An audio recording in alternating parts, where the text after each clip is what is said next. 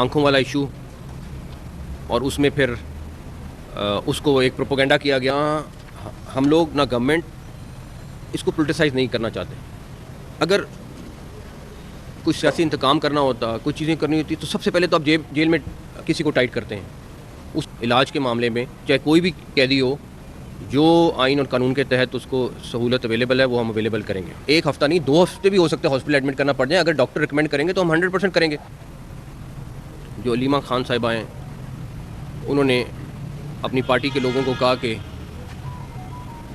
अगर ये हम मान गए सारा कुछ तो ये इशू डाई डाउन हो जाएगा। भरपूर किस्म की पॉलिटिक्स इसमें खेली जा गई है। पॉलिटिकल लीडर्स हैं, वो सारे तकरीबन ऑन बोर्ड होते थे, लेकिन अलीमा खान साहिबा जो है वो उसको वीटो करती थी। अगर मेडिकल रिपोर्ट भी आ गई है, आपके डॉक्टर्स भी मुतमईन हैं, फिर ये सारा कुछ क्यों?